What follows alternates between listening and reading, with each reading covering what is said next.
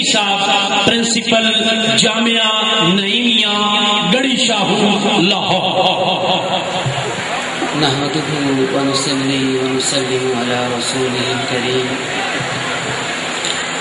أما بعد، فأعوذ بالله من الشيطان الرجيم، بسم الله الرحمن الرحيم۔ قال الله تبارك وتعالى في كلامه المجيد والفرقان الحميد، ألا إن أولياء الله لا خوف عليهم ولا هم يحزنون، سبحان اللہ، الذين آمنوا وقالوا يتقون، صدق اللہ العظیم۔ سب مل کے پڑھیے الصلاۃ والسلام علیک، الصلاۃ والسلام علیک یا سیدی یا رسول اللہ وعلی آلک مبارک کی اس عظیم الشان تقریب میں شریک ہیں۔ اس آستانے سے وابستہ ہزاروں کی تعداد میں مشتاقان اپنے دید و دل کو فراش کیے ہوئے یہاں پہ اپنی قلبی لگاؤ کا ثبوت دیتے ہوئے اپنے وجود کے ساتھ یہاں پہ آج آستان عالیہ پر حاضر ہوئے ہیں، تاکہ یہاں سے اس سلسلے کو جو انہوں نے اس آستانے کے ساتھ وابستہ کر لیا ہے اس کے لیے سالانہ خوراک لے کر جائیں، اس کے لیے ایک زندگی گزارنے کا نظم اور زندگی گزارنے کی ترتیب اور زندگی کو اسلامی اصولوں کے مطابق ڈھالنے کا انداز سیکھ کر جائیں۔ اور میں یہ عرض کروں گا کہ بجا طور پہ جناب خواجہ خواجگان حضرت مولانا پیر نوید الحسن صاحب اس بات کے بجا طور پر مستحق ہیں اور بجا طور پہ ان کی یہ تعریف کی جانی چاہیے کہ اتنے عظیم الشان اجتماع کو ان کے وابستگان نے انتہائی خوبی کے ساتھ انتظام و انصرام کر کے سنبھالا، اور یہاں پہ یہ وابستگان آستانہ اپنی زندگی گزارنے کے لیے ایک سوچ حاصل کرنے کے لیے آئے ہیں، اپنی زندگی گزارنے کے لیے ایک جذبہ لینے کے لیے آئے ہیں، اور بلا شبہ اس اجتماع عظیم کو دیکھ کے میں یہ کہنے میں حق بجانب ہوں گا کہ اس آستانے سے وہ جذبہ بھی ملتا ہے، اس آستانے سے وہ سبق بھی ملتا ہے، اس آستانے سے وہ سب کے عشق بھی ملتا ہے جو دلوں کو بھی تبدیل کرنے والا ہے اور انسان کی نگاہوں کو بھی پلٹ دینے والا ہے۔ سبحان اللہ۔ بابا جی بکات میں نے قرآن کریم کی آیت مبارکہ آپ کے سامنے تلاوت کی۔ اللہ تبارک و تعالیٰ کا ارشاد ہوا، کئی بار آپ نے یہ آیت مبارکہ سنی ہوگی، الا ان اولیاء اللہ لا خوف علیہم ولا هم یحزنون۔ اللہ کے جو دوست ہوتے ہیں ان پہ دنیا کا بھی کوئی خوف نہیں ہوتا ہے، آخرت کے اعتبار سے بھی وہ کسی قسم کے غم کا شکار نہیں ہوتے ہیں، اور ساتھ ہی اللہ عز و جل نے اللہ کے اپنے مقرب بندے بننے کا نسخہ عظیم بھی عطا فرما دیا۔ صرف بات نہیں بتائی، صرف اپنے پسندیدہ بندوں کے اوپر ہونے والے انعامات کا تذکرہ نہیں کیا، بلکہ یہاں پہ سامع کی اس تشنا طلبی کو بھی پورا کر دیا جو اس کے دل میں یہ سبق دیکھ کر، اس کے دل میں یہ اس کا اچھا انجام دیکھ کر پیدا ہوتی ہے کہ کاش میں بھی اللہ کے مقرب بندوں میں شامل ہو جاؤں، کاش مجھے بھی وہ سبق پتہ لگ جائے جس کے ذریعے میں اللہ کا ولی بن سکتا ہوں۔ اور اللہ رب العزت کی ذات نے آگے ساتھ ہی وہ سبق بھی عطا کر دیا کہ جس پہ کوئی بھی بندہ عمل کر لیتا ہے تو وہ اللہ کا نیک بندہ اور مقرب بندہ بن جاتا ہے۔ نعرہ تکبیر، ہاتھوں کو بلند کر کے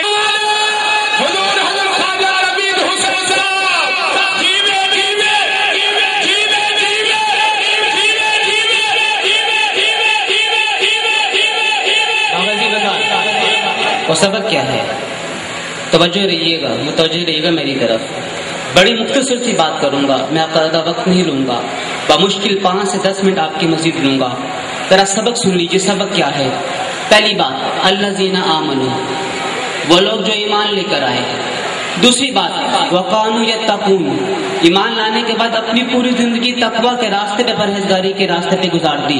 سبق کے 2 پہلو ہیں. جس آدمی نے بھی سبق کے یہ 2 پہلو یاد کر لیے وہ اللہ کے مکرم بندوں میں نہ صرف شامل ہو گیا بلکہ اس مکرم بندہ بننے کے بعد جو اللہ تعالیٰ نے اس کے لیے انعام رکھا ہے اس انعام سے بھی وہ بہرہ مند ہو جائے گا. عجیب بات، وہ بات کیا ہے؟ دوبارہ سن لیجیے. الذین آمنوا، وہ لوگ جو ایمان لے کے آئے. ایمان کسے کہتے ہیں؟ ایمان کسے کہتے ہیں؟ ایمان کہتے ہیں آمنت باللہ وملائکتہ وکتبہ ورسلہ وقدر خیرہ وشرہ والبعث بعد الموت. یہ چیزیں ایمان کے اندر شامل ہیں. جو آدمی ان باتوں کے اوپر یقین کر لیتا ہے وہ اللہ تعالیٰ پر ایمان لے آتا ہے، اللہ تعالیٰ کی بتائی ہوئی باتوں پر ایمان لے آتا ہے اور اسے ہی مومن کہا جاتا ہے. اب وہ باتیں ذرا سن لیجیے. وہ باتیں کیا ہیں؟ آپ کی توجہ رہیے گا، آپ متوجہ رہیں گے تو میں اس بات کو صحیح طور پہ بیان کر پاؤں گا. پہلی بات آمنت باللہ، میں ایمان لے کے آیا اللہ تعالیٰ کی ذات کے اوپر وحدہ لا شریک ہے، اس کے علاوہ کوئی اور معبود نہیں ہے. خالق رازق مالک اللہ رب العزت کی ذات ہے. وملائکتہ، اللہ کے فرشتوں کے اوپر ایمان لے کے آیا کہ اللہ تعالیٰ کے جو فرشتے اللہ تعالیٰ کی مخلوق ہیں، اللہ تعالیٰ کے بنائے ہوئے ہیں، اللہ تعالیٰ کے بیٹے یا بیٹیاں نہیں ہیں. اور جس فرشتے کو اللہ تعالیٰ نے جس حکم پہ لگا دیا وہ فرشتہ قیامت تک کے لیے اس حکم کی پابندی کرتا رہے گا. وکتبہ، اللہ تعالیٰ کی کتابوں پہ. اس کے بعد 2 باتیں اور ایمان کے حوالے سے. تقدیر کے اوپر ایمان. تقدیر پہ ایمان کا مطلب کیا ہے؟ تقدیر پہ ایمان کا مطلب یہ ہے کہ اللہ تعالیٰ نے اپنے علم ازلی سے، اس علم سے جو اللہ تعالیٰ کو ازل سے ہے، ازل تک رہے گا، جس کی نہ کوئی انتہا ہے نہ کوئی جس کا اختتام ہے، اپنے اس علم سے یہ جان لیا کہ میرے اس بندے نے اپنی حیات میں کیا کام کرنا ہے اور جو اس نے کام کرنا تھا اسے اللہ تعالیٰ نے اپنے علم سے جان کے تقدیر میں لکھ دیا. تقدیر کے اوپر ایمان لانا، اس انداز سے ایمان لانا، یہ ایمان والوں کا خاصہ بن جاتا ہے. اور آخرت میں ایمان لانا، قیامت کے دن کے اوپر ایمان لانا، یہ ایمان کا آخری حصہ بنتا ہے.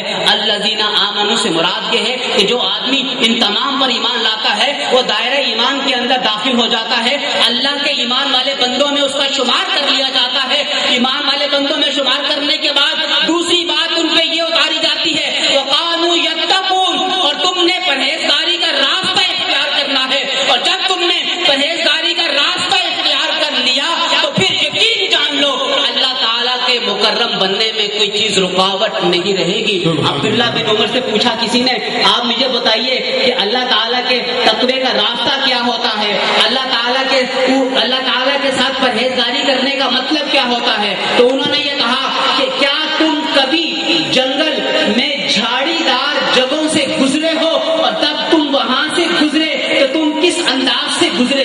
بتانے والے نے یہ کہا کہ میں وہاں سے اس طرح گزرا کہ میں نے اپنے دامن کو سمیٹ لیا، میں نے اپنے کپڑوں کو اپنے جسم کے ساتھ ملا لیا کہ کہیں جھاڑیوں کا کانٹا میرے دامن میں الجھ نہ جائے اور میرے دامن کو تار نہ کر دے، میرے کپڑوں کو خراب نہ کر دے. تو آپ عبداللہ بن عمر نے فرمایا ذہن میں رکھ لو یہی دنیا کا معاملہ ہے. جب تم نے دنیا میں رہنا ہے تو دنیا میں تم نے اس طریقے سے رہنا ہے کہ دنیا کی آسائشات، دنیا میں شیطان کے پھیلائے ہوئے جال ہیں وہ تمہارے دامن کو، تمہارے دامن ایمان کو تار نہ کر دیں.